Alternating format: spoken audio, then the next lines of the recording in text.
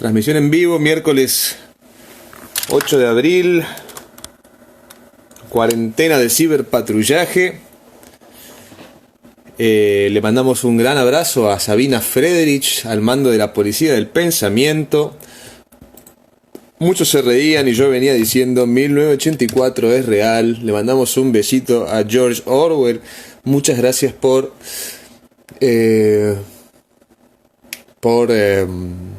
vaticinar en 1938 lo que iba, en 1948 lo que iba a ocurrir y lo que estamos viviendo.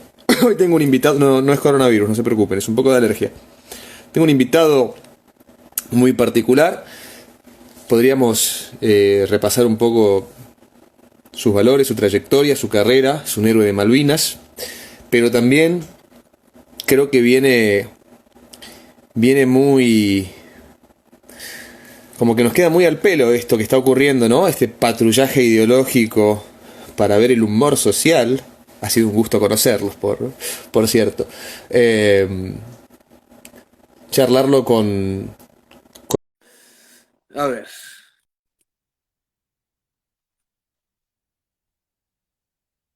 Estoy probando.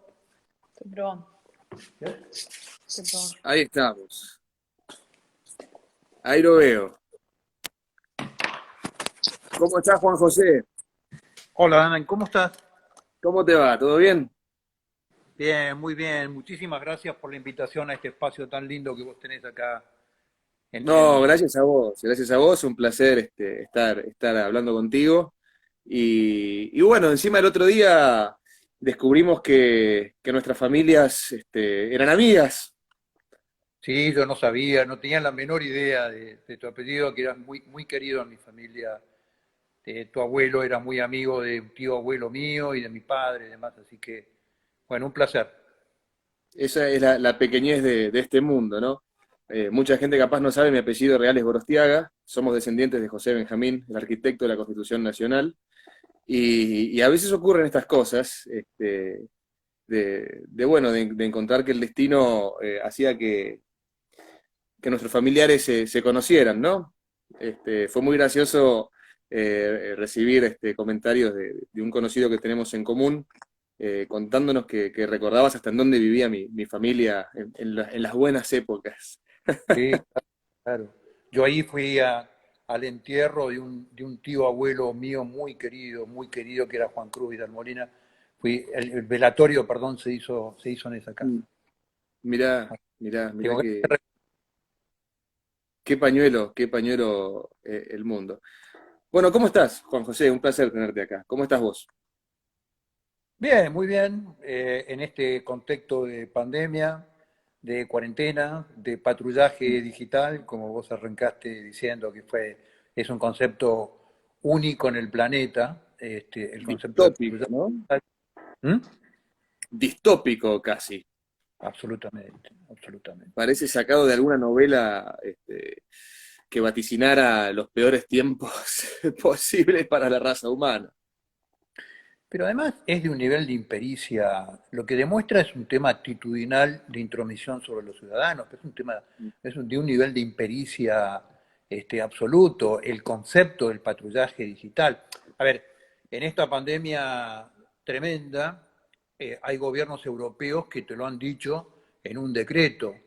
Señor, a partir de este momento su teléfono va a ser rastreable. Mm, Y eso es la noción de un Estado inteligente. Entonces te ujú. dice, Dana, mira, hoy estuviste en una farmacia comprando y en el mismo momento una persona que después se declaró que le dio el positivo el examen, con lo cual andá y hacete ver. O Claro. sea, el concepto de cuarentena es digital, te lo avisan y te hacen Mm. una ley especial para vulnerar tus derechos individuales. Pero esta tontería que las fuerzas federales patrullan las redes, lo público, ¿no? No lo que no es público, para ver dónde están las incomodidades y dónde están las quejas. Es un concepto insólito, de un nivel que además te están confesando en forma espontánea la intromisión a tus redes, pero de una forma absolutamente ineficaz y con una falta de pericia absoluta, digamos, ¿no? bajo la excusa que son públicas, ¿no? Que uno lo que publica en las redes es público, entonces pareciera que eso les da derecho a patrullar como una policía del pensamiento orwelliana, lo que cada uno publique, dependiendo de lo que ellos decreten, lo que es el humor social. ¿Qué crees que hay detrás de esto realmente, Juan José? Me parece un tema interesante para tocar con vos, que sos una persona con trayectoria. Me parece que hay dos cosas. Me parece que hay un sentido de la libertad individual que ya Mm, sabemos cuál es, digamos, ¿no? En mm, determinados funcionarios y en determinados sectores ideológicos. Y por otro lado, Dana, es el tema de la impericia de las personas que gestionan el Estado. El Estado mm, argentino es un Estado fallido, es un Estado que no sí, te puede garantizar seguridad absolutamente nada y hace estas cosas de poner gendarmes o prefectos a ver las redes, a ver dónde se queja la gente. Pero mm. eso te demuestra un nivel de impericia tremendo, digamos, ¿no? Entonces, me parece que tenés las dos cosas, un sesgo ideológico antilibertario, por un lado, y por otro lado, un nivel de impericia en funcionarios que es realmente alarmante, ¿no? Por Sí, ejemplo, mm, En el DNU de la cuarentena, en ningún lugar se habló de un tema de seguridad digital que para mí tendría que haber sido abordado. Mire, señor, yo voy a mm, avanzar sobre este tema de esta forma, porque, por ejemplo, no puede ser que se haya hecho, yo no quise hablar de esto en el medio de la cuarentena, porque me parecía que uno en medio del problema no puede salir a hablar de ciertas cosas, digamos, ¿no? claro. Pero no hubo ninguna prevención, por ejemplo, en cuanto a las fake news en las redes. Vos Claro. pensás que los saqueos del 2001 se iniciaron con un panfleto en Merlo que en el Mm, supermercado Disco de Merlo se iba a regalar mm. comida a la tarde. Imagínate si eso lo haces por la... Claro. Imagínate si alguien, un IP, es capaz de Mm, generar una fake news de esa naturaleza. ¿Que el Estado no interviene en una pandemia de esta naturaleza? claro. Entonces lo que digo es, a mí, además de los sesgos ideológicos que ya no me aterran, porque yo vi los 70, digamos, a mí lo que Claro. me aterra es la impericia de los funcionarios y la falta de profesionalismo. Eso sí me preocupa mucho.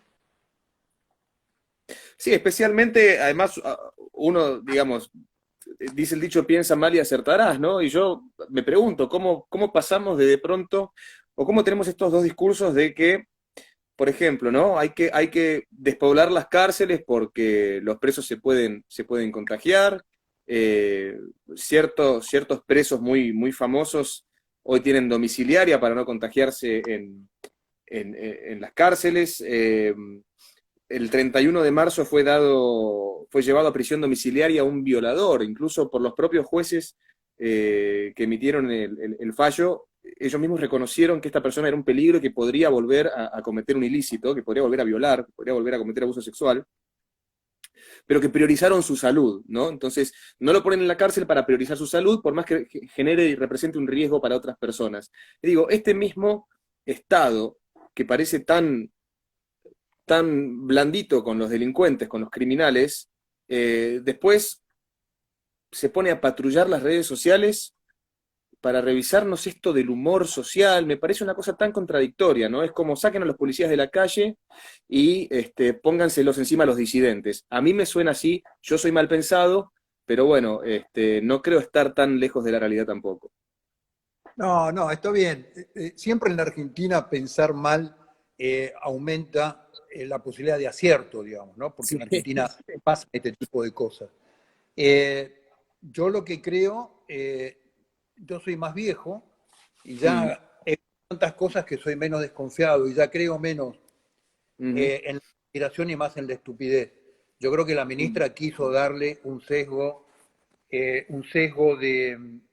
de elaboración al proyecto de seguridad que ella está elaborando y creyó que decía algo inteligente. Yo estoy convencida que supuso que decía algo inteligente. Algo además tecnológico, algo sofisticado, algo con glamour. Supongo que creyó que decía una cosa así. Vos apuntás más digamos, al hecho de su incompetencia que al hecho de que haya algo malicioso por detrás. Sí, absolutamente. De todos Porque si hay algo, modos, Dan, no lo decís. bueno, yo creo que una cosa no quita la otra, quizás, con el perdón de mi expresión, quizás son malos y estúpidos. Puede ocurrir.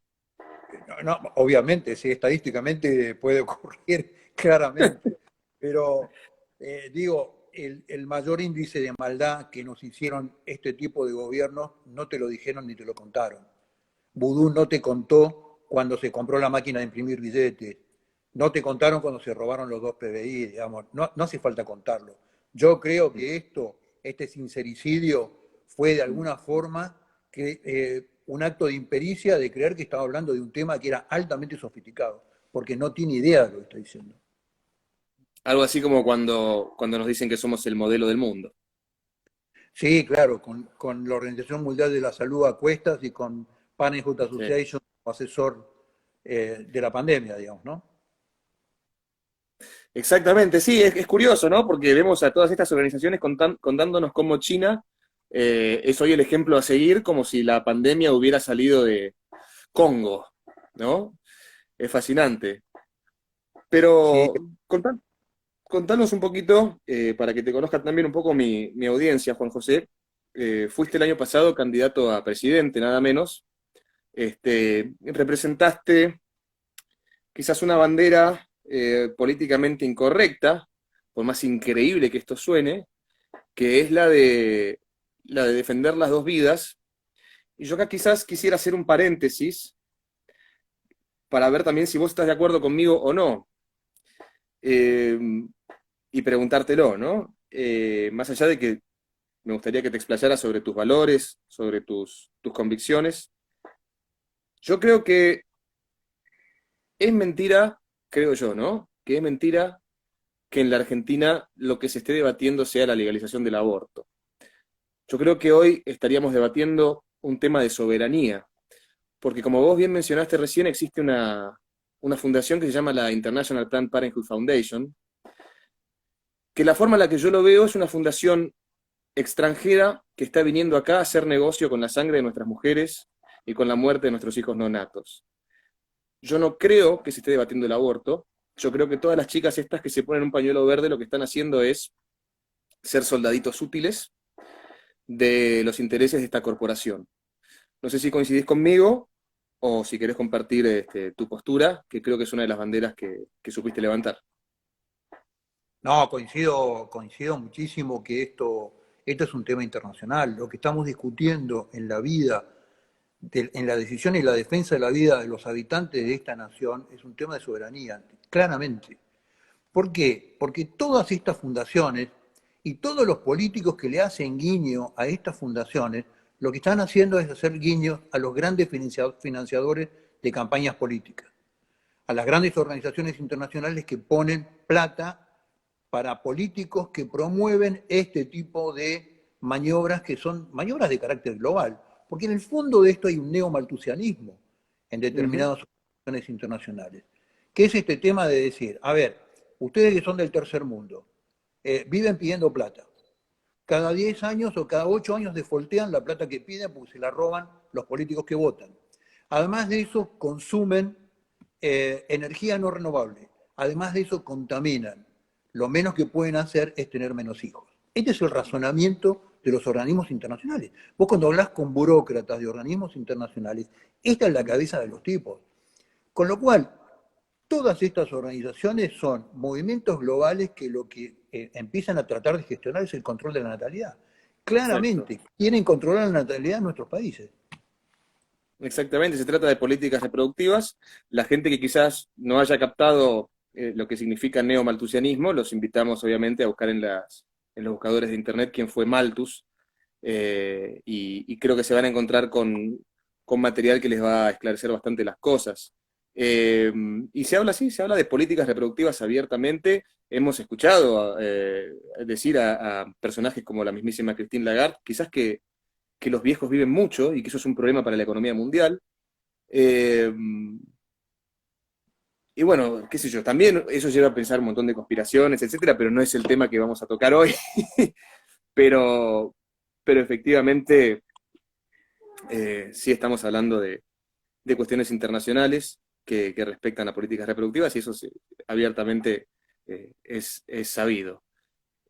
Fue un placer escucharte. El otro día me metí en tu directo, en tu Instagram, hablando de Malvinas, contado desde, bueno, desde vos mismo, desde tu persona, que lo viviste en carne propia y que podés ilustrarnos a todos sobre qué fue lo que ocurrió allí. Eh, no sé si querés contar algo, si querés contar un poco de esa experiencia patriótica tuya para la audiencia que nos está mirando ahora. Estamos, cerca de 1000 personas nos están mirando ahora en directo. Que bueno, vos sabés que cuando la persona que nos vinculó Mm. me habló de vos, me dice, Juan, mirá que es un grosso, ¿eh? Y después fui descubriendo una cantidad de gente, de jóvenes nuevos del partido nuestro, que me empezaron a escribir y dijeron, ¿en serio que vas a estar con ganas? Como diciendo, ¿cómo pudiste acceder a semejante nivel de acceso? Así que, bueno, un abrazo a todos los seguidores, que son miles, miles. Le No, de mandamos un saludo. Dana, yo lo que te quiero decir es que los veteranos somos protagonistas. Somos protagonistas del hecho, protagonistas históricos con las ventajas y las desventajas que te da ser protagonista, digamos, ¿no? Siempre ser protagonista de un hecho te pega mucho, te hace ver cosas que los otros no ven porque estás muy cerca, y al mismo tiempo te aleja de determinadas visiones más, por ahí más objetivas o que parecerían ser más objetivas. Eh, Claro. para nosotros fue el cambio de nuestra vida, fue lo que signó nuestra vida. Porque cuando a vos te imparten la orden de ir a la guerra, sobre todo a defender una causa como la causa Malvinas, como me pasó a mí el 27 de marzo de 1982, entendés que toda una cantidad de cosas que te pasaron previamente, conversaciones familiares, decisiones que tomaste, personas que te hablaron, y todo eso es un embudo que encaja en ese momento, un embudo armado porque vos creas, yo creo que es armado por Dios, digamos, ¿no? Pero por Mm. lo que en cada uno crea, en la naturaleza, en la suerte, en la historia, en Dios o en Buda, no importa. Pero vos entendés que tu vida empieza a tener sentido, toda una cantidad de cosas empiezan a tener sentido en ese momento. Entonces Malvinas es, para los veteranos, una cosa que le da sentido a tu vida. Haber ido a la guerra, haber sobrevivido a la guerra, haber vuelto de la guerra, le vuelve a dar otro sentido. ¿Por qué murió uno que estaba a mi izquierda, otro que estaba a mi derecha y no morí yo? No es una explicación de la balística, ni es una explicación de la táctica, ni es una explicación del misterio de la voluntad de Dios.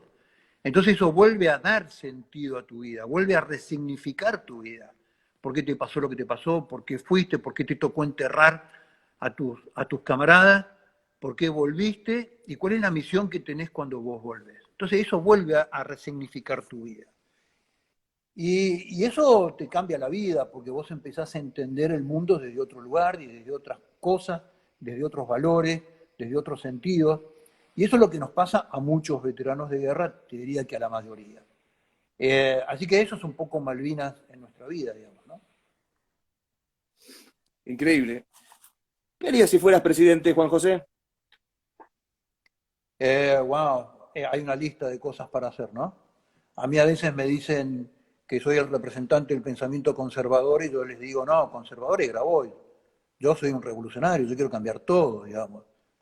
Eh, Grabois, ni Del Caño, ni la izquierda Caniche quieren cambiar absolutamente nada porque viven de esto, digamos. Con lo cual, yo lo que quiero es transformar la Argentina, transformar las relaciones de la sociedad y el Estado, eh, volver a resignificar un proyecto de nación que la política argentina canceló en 1983. Canceló un proyecto de nación que tenía 170 años con problemas, con defectos, con un montón de cosas, pero que había funcionado 170 años. La Argentina era un país que socialmente funcionaba, tenía una movilidad social que era envidia, no solamente de los países de América, sino de países de Europa. Tenía un desarrollo económico social sostenible, Argentina producía, exportaba, los argentinos ahorrábamos, yo aprendí a ahorrar de chico, a mí de chico mis abuelos o mis familiares no me regalaban juguetes, nos regalaban las estampillas de la Caja Nacional de Ahorro Postal, que eran las estampillas que ponías en una libreta y era tu inicio del ahorro desde tu infancia, digamos. Bueno, ese país hay que volverlo a instalar. Entonces, algunos dicen que esto es nostalgia, no es nostalgia. Nosotros cuando hablamos de la historia de la Argentina, lo que estamos diciendo los argentinos ya fuimos capaces de hacerlo. No Claro. es que estamos diciendo hay que ir a la luna y nunca lo hicimos. Esto ya lo hicieron nuestros abuelos. ¿Verdad? Claro. Nosotros, la política argentina volcó una calecita que era involcable. Yo crecí en un país de un 5% de pobres, con 10.000 problemas. Y el 5% de pobreza era una pobreza rural, era la pobreza de no tener acceso a determinados bienes de consumo o servicios, pero era la pobreza del chancho, de la gallina y de los huevos todos los días, digamos, y de la huerta atrás de la casa. Entonces, esto ya lo hicimos los argentinos. Entonces, lo que nos está pidiendo la historia no es cruzar los Andes de nuevo, ya los cruzó San Martín. Lo que nos está pidiendo la historia es que ordenemos los recursos de este país en un plan a 10, 15 años y nos pongamos a trabajar. Que permitamos a la gente trabajar, que las leyes laborales sean sencillas, que bajemos la cantidad de impuestos, que la relación entre la sociedad y el Estado vuelva a ser razonable. A ver, tu abuelo y el mío, no, tenemos una generación de salto, pero no importa, pagaban un Estado que era brillante, que daba todos los servicios, que era un Estado de excelencia, la mejor educación, la mejor salud, la mejor defensa, la mejor seguridad, y le salía el 25% de sus ingresos. El Estado Nacional en el Producto Bruto Interno de la Argentina era el 25%. Hoy el Estado fallido, que no es capaz de dar ningún servicio como la gente, es el 54% del PBI. El collar es más grande que el perro. El Estado es más grande que la sociedad que lo paga, lo contiene y lo sostiene. No sé si soy claro con lo que digo. Entonces, Clarísimo. esta relación hay que volverla a invertir. Y no es solamente un tema de achicar el Estado, es un tema de agrandar la sociedad. Es un tema de darle volumen a esta sociedad que se ha ido achicando paulatinamente en beneficios de los funcionarios públicos. O sea, no hay que achicar el Estado, hay que retrotraer los funcionarios públicos y los burócratas. Cuando hablan del Ministerio de Desarrollo Social, por ejemplo, el Ministerio de Desarrollo Social es el Ministerio de Desarrollo Estatal, no el Ministerio de Desarrollo Social. Desarrollar la sociedad es cuando el Estado interviene y después se retira, no se queda. Claro. Entonces, el Estado ha inventado una terapia intensiva para la sociedad que paulatinamente ha ido destruyendo a lo largo del tiempo y se queda en la terapia intensiva, el paciente no vuelve a caminar nunca más. Claro. Queda en la terapia intensiva. Entonces, cuando nos hablan de las organizaciones sociales, organizaciones sociales piqueteras, por ejemplo, no son organizaciones sociales, están pagadas por el Estado, son organizaciones estatales. Una cooperativa es una cooperativa cuando el Estado avanza, interviene, ayuda a que se forme la cooperativa y después se retira. Y la cooperativa queda manejada, sustentada y organizada por la sociedad, no por el Estado. Entonces, lo que nosotros hemos tenido es una injerencia paulatina de los sectores de la política de la mano del Estado en la vida de la sociedad. Y esto es gravísimo, porque ha ido anulando la capacidad de la sociedad y de sus individuos de tomar iniciativas que son propias de la sociedad, digamos, ¿no? ¿Por qué pensás que mi generación está tan enamorada del concepto de este papá Estado, ¿no? En lugar de hacerme cargo de mi libertad y de mis posibilidades, quiero que papá Estado me dé, y cada vez más, ¿no? A mí, yo creo que lo más ridículo que llegué a escuchar es bandas de rock que piden cupos para que toquen mujeres, ¿no? Es como el género más contestatario de la música popular pidiéndole permiso a los gobernantes para que les den un escenario. ¿Por qué ocurre esto? Y digamos, yo tampoco tengo 18 años, digamos, yo tengo 35. Ya somos grandes. ¿Por qué, digamos, personas de 25, 30, 35 años estamos tan enamorados de ser dependientes de un aparato? Porque te han vendido una muleta durante 25 años que es el Estado presente. Es el concepto Claro. más absurdo desde el punto de vista de la ciencia política, que es el Estado presente. Los estados son estados eficaces o estados fallidos. No, ni presentes ni ausentes, digamos.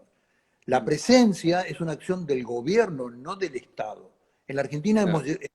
como Argentina hay muy poca gente que logra diferenciar claramente los conceptos de Estado y de gobierno parecen ser Es la verdad. misma cosa, dos cosas totalmente distintas. Entonces, cuando vos decís los elementos contestatarios de la Argentina, Dana, permitime decirlo, que todo lo contestatario en la Argentina es Caniche Toe. Es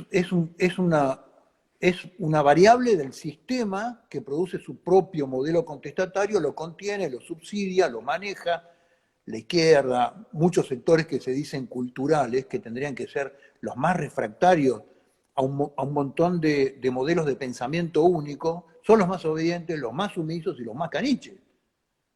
Entonces, eh, Absolutamente.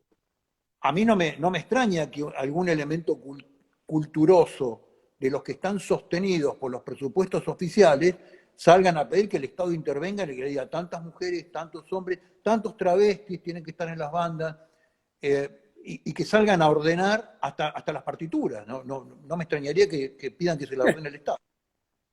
O sea, Es impresionante, ¿no?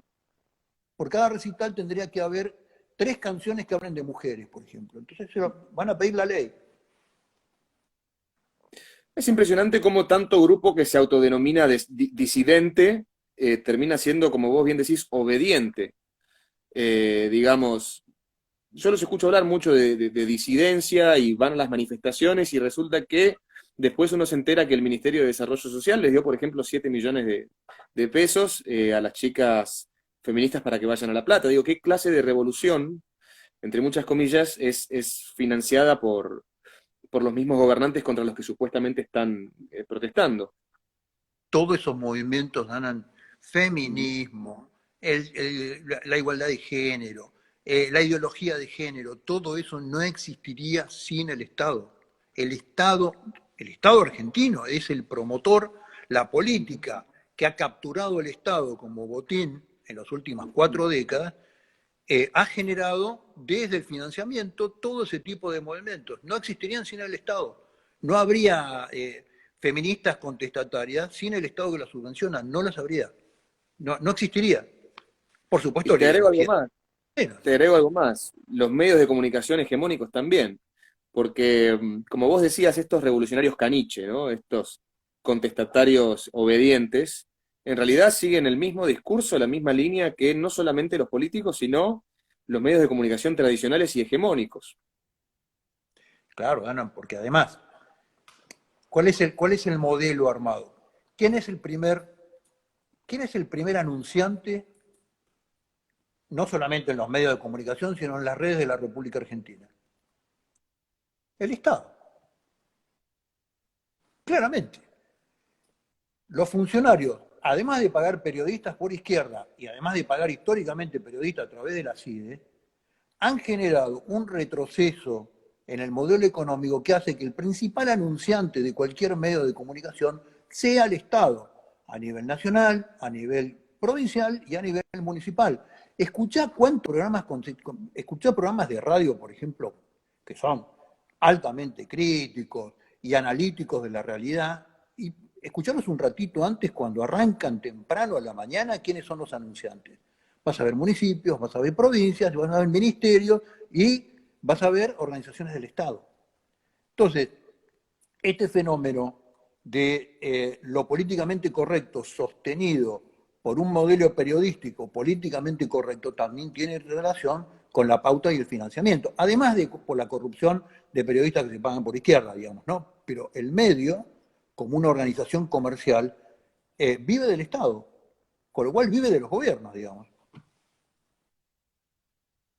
¿Por dónde arrancarías? O sea, suponete que te despertás, sos presidente, ¿qué es lo urgente a cambiar radicalmente de este país, del pensamiento de mi generación, que somos los jóvenes adultos ya? Eh, ¿qué es lo primero que te viene a la cabeza cuando decís, bueno, hay que recuperar ciertos valores de la Argentina, hay que cambiar esto? ¿Por dónde arrancamos? Creo que hay que arrancar desde el Estado, claramente. Hay que arrancar desde la herramienta que es lo que garantiza el proyecto de nación a futuro, que es el Estado. La función del Estado es eso. El Estado es un modelo de garantía, de seguro del proyecto de nación, que tu bisnieto va a seguir viviendo en el mismo proyecto de nación en el que vos creciste. Ese es el rol fundamental del Estado.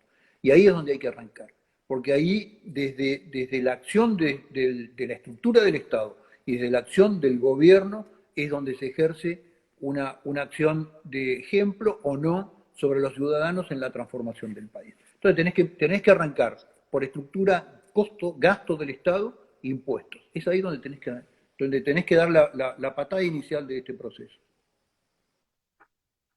Y hablando del Estado, ¿no? Y recién mencionabas también antes algo muy interesante que es esto de la pauta estatal en los medios de comunicación, ¿no? Perdón que vuelvo al tema anterior, pero acabo de recordar algo que quizás es interesante y quisiera conocer tu punto de vista. Eh, ¿Qué pensás o te hace ruido cuando ves que, por ejemplo, Clarín y Página 12, que supuestamente son adversarios ideológicos, respecto de cierta agenda, bajan la misma línea? Léase aborto, léase la dictadura del abecedario, los LGBT, y digo, es como si estuviéramos bajo una suerte de, o si estuviéramos presenciando una suerte de guerra mediática postiza, que en el fondo termina reivindicando los mismos intereses.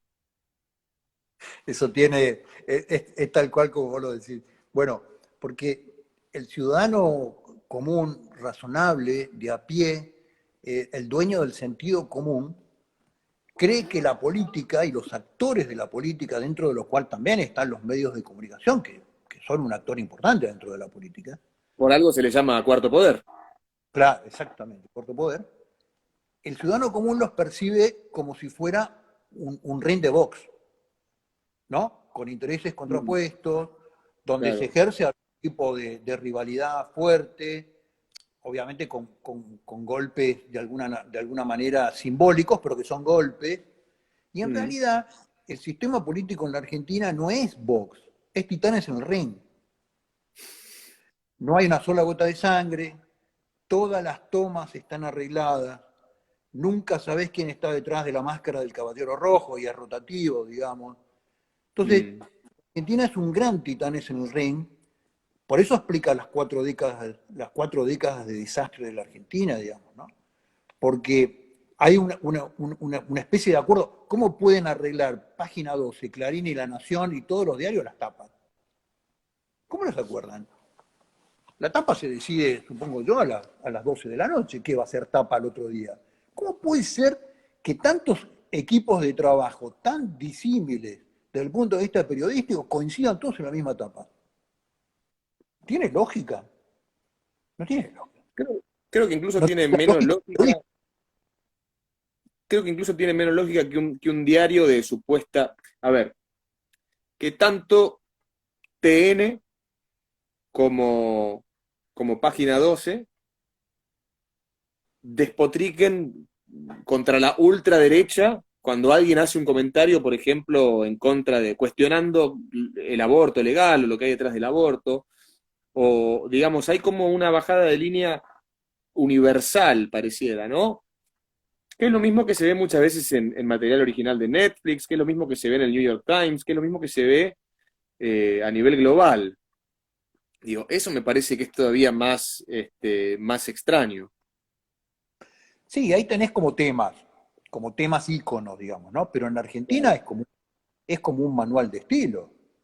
Mm, Es, naturalmente es un manual de estilo, el tema del aborto, el tema de dictadura, el tema de los 70, el tema si es militar o no es militar, es un manual de estilo. A priori, en forma coordinada y con bajada de línea, van a tener siempre la misma opinión. Es rarísimo. Es rarísimo que un diario como La Nación además la tenga. Es muy raro, digamos, ¿no? Que en una columna de los viejos columnistas de La Nación te diga una cosa y en la tapa te diga otra. Es rarísimo. mm. Pero bueno, la pauta hace milagros en la Argentina. ¿Sí, no? Sí, claro. Juan José, qué te gustaría que mi audiencia conociera de vos? Que soy padre de 5 hijos, que tengo 5 nietos, tengo 3 hijos que están casados, que son los padres de mis 5 nietos. Eh, tengo una hija que está a punto de recibirse en la Universidad de Abogada y tengo otro hijo que estudia medicina. el más chico, que estoy casado hace 38 años, que creo claramente en el proyecto de familia. Eh, bueno, lo demás creo que lo sabe, que soy militar retirado, que soy veterano de guerra, en general lo conocen.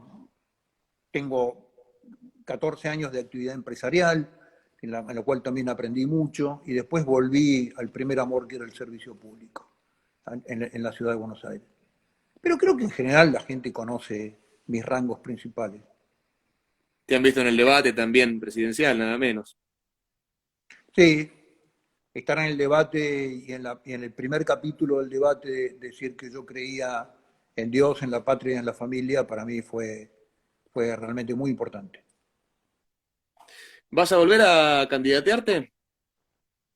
Si el partido, mi partido, el que estamos haciendo lo decide, sí. Si soy una herramienta necesaria, sí. Yo creo que tendrías que dejarte este look que tenés ahora con la barba y ese bigote. Te queda muy prócer, así que podría pegar. No, no nos olvidemos que hoy la imagen es algo muy importante. Si te puedo dar ese pequeño, modesto consejo, tenelo en cuenta. Bueno, gracias. Fue muy criticada mi barba por todo el No, mundo. no, te hace cara de presidente. Así. Sí. Bueno, bueno, gracias. Bueno, 2021 ya te llamo como asesor de campaña, claramente. Asesor de imagen. Bueno, bueno, voy a aceptar el llamado. Bueno, ¿algo más que quieras agregar, que podamos agregar? Nos quedan unos 10 minutitos. Eh, no sé, ¿de qué tema te gustaría hablar con un candidato a presidente? Oh, yo creo que eso daría para. ¿Sabés qué podemos hacer? No, Podés venirte a la radio. yo te voy a hacer una pregunta a vos. Oh, a ver, dale. Dale. ¿Cuál fue de todas tus frases, de todos tus conceptos, cuál fue el que te hizo ganar mayor cantidad de cartas documentos? Em, Hablemos de entre dos tipos políticamente incorrectos. Yo te voy a sí. hacer la pregunta y después te voy a contar el medio. Cuando dije. Yo recién empezaba a hacer radio y dije que. Para que quiero acordarme bien. Dije que los estudios de género eran peligrosos porque tenían reminiscencias medievales, dado que consistían en negar la ciencia para poner por encima del conocimiento científico ideas de una comunidad. Y lo hice sustentado y después hice una edición y lo subía a internet poniendo a una chica que había dado una supuesta cátedra que salió en todos los medios, diciendo que cuando el médico asignaba un sexo a una persona que después se sentía otra cosa, eh, el médico se estaba equivocando. Y ahí me llamaron de la radio y me dijeron que estaban llegando cédulas del INADI y que tenía que tener cuidado con el discurso, pero nobleza obliga. Después de la radio me llamaron y me dijeron, tenés que volver con todo tu estilo bien picante porque no nos importa nada. Y bueno, y así seguimos. ¿Cuál fue la tuya? Pero lo tuyo era una teoría, y tenía que ver con historia, con religión, con todo un combo de ciencias importantes la teoría tuya. ¿Eh? Porque a mí me gusta correrlos por donde ellos mismos persiguen, ¿no? Ellos se la pasan molestando a los religiosos, se las pasan burlándose del cristianismo, solo del cristianismo, de las otras religiones no, no se animan. No, no, con Eh, el Islam no se mete nadie, Dan, no jodas. no, no, con el Islam no se mete nadie, menos después Claro, de Charlie Hebdo. Pero, pero se han pasado criticando la religión, ¿no? Entonces yo a veces les pregunto, pero vos te burlás de una persona que piensa que una virgen puede dar a luz, y después andás diciendo que un hombre puede estar embarazado porque es una persona gestante. Eh, entonces cuando los corro con su propia lógica, yo creo que es cuando más nerviosos se ponen. No sé si viste por ahí la charla que tuve con las chicas que fueron a la marcha feminista, que una me terminó diciendo que si yo quiero ser una jirafa, puedo ser una jirafa porque no es más que una categoría la de ser humano. Y bueno, a mí me gusta, tengo el fetiche de desnudar las ideologías que están impuestas por moda en las cabezas de una generación que, como te decía hace un rato, la veo enamorada del Estado y, y poco enamorada de pensar por sí misma. Bueno, yo te voy a contar la mía. Yo tuve dos. Tengo dos que están ahí empatadas, A ver, una con más impacto social que la otra. La primera fue de las 8.000 mentiras. Cuando hablé de las 22.000 verdades, sí, claro. esa me trajo. Porque además en ese tiempo nadie hablaba de esas cosas. Ujú. Nadie se atrevía a desafiar el concepto de los 30.000 desaparecidos. Entonces, Sí. esa fue un hito importante. Y el otro hito Salvo el importante, mismísimo CONICET, ¿no? Que en realidad el CONICET debería ser considerado un órgano negacionista. ¿Cuántos contó? no sé, nunca me llegaron a explicar el concepto de la negación y la afirmación. Yo soy afirmacionista en general y me tachan Claro. de negacionista. Es una cosa rara. Sí, Eh, pero bueno, ese fue uno. Y el sí. otro fue en mi definición de feminismo, que no es muy epistemológica, pero es bastante real. Ahí también me ligué un poco de cartas documento. ¿Cuál fue tu definición? Y que el feminismo es machismo con tetas. Entonces, no es muy epistemológica ni es muy elaborada la definición, pero es muy real. Bueno, ahí también me ligué una caterva de cartas documentos importantes.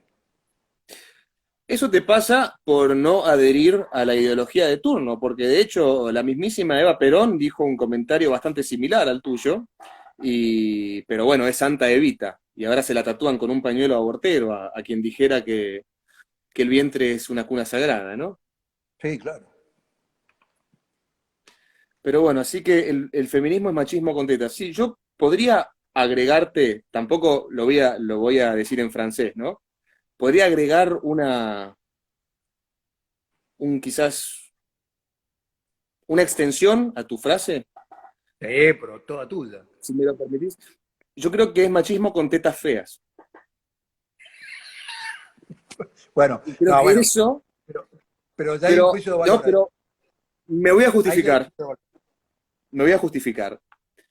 Como persona creyente de la belleza objetiva y de la moral objetiva, yo creo que eso es lo que produce cierto resentimiento social que luego es aprovechado por los colectivos.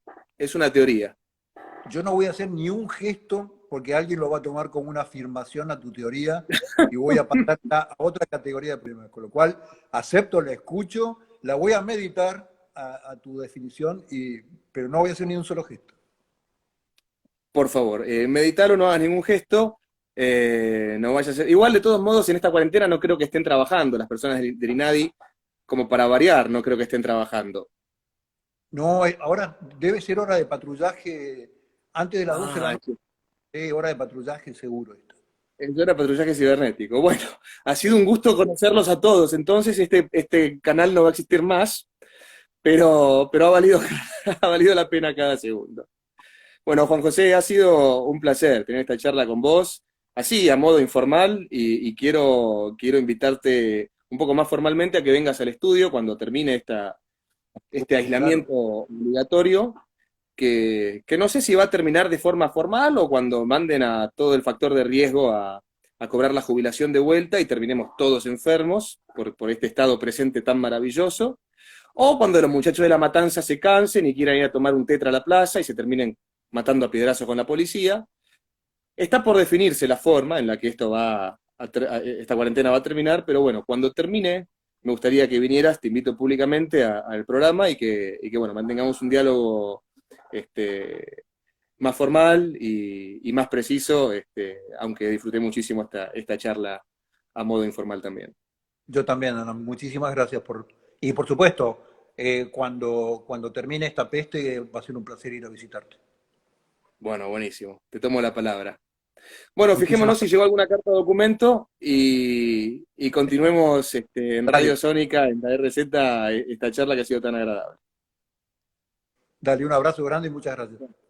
Un abrazo grande para vos, para tu familia y para los conocidos que tenemos en común. Muy felices Pascua. Igualmente.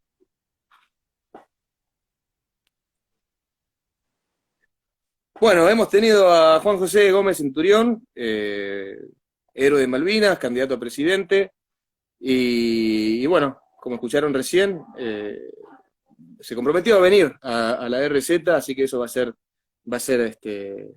muy lindo, va a ser muy divertido. Eh, Espero que la hayan pasado bien. Los que son de otro país, los que no saben de política también, espero que la hayan pasado bien, que les haya sido fructífero este pequeño intercambio. Y, y bueno, nos vemos mañana con Francisco Neto, el abogado nivel Dios, por acá mismo. Se está poniendo interesante esto de la cuarentena, nos está haciendo muchas charlas distendidas con personas muy interesantes. Les mando un abrazo a todos, a todas y a todes.